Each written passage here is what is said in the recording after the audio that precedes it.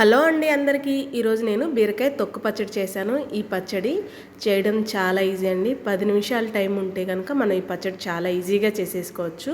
ముందుగా stove on చేసుకొని కడాయి పెట్టుకొని నూనె వేసుకొని పచ్చిమిరపకాయలు వేసి వేయించుకుంటున్నాను అండి. పక్కన ఒక 1/2 కేజీ బీరకాయలు నీట్గా తొక్క తీసేసి తొక్కని ముక్కల్ని కూడా కడిగి పక్కన పెట్టుకున్నాను.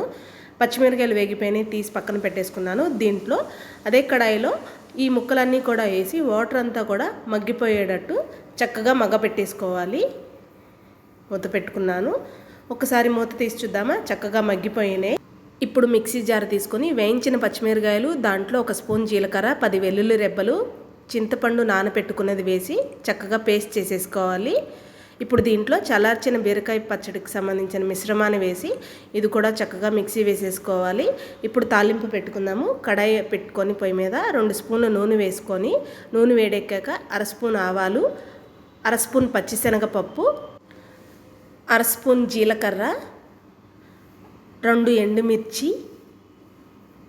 2 రెబ్బల కరివేపాకు, చిటికెడు ఇంగువ ఈ పచ్చడికి మంచి టేస్ట్ని ఇస్తుందండి.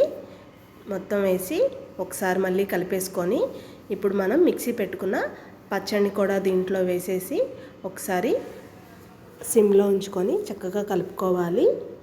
మొత్తం అంతా తాలింపు అంతా పచ్చడిలో కలిసేటట్టు ఒకసారి కలుపుకొని దీంట్లో సన్నగా తరిగిన కొంచెం కొత్తిమీర కూడా వేసుకొని పచ్చడి అయిపోయిందండి. ఇంకా సర్వ్ చేసేసుకోవడమే.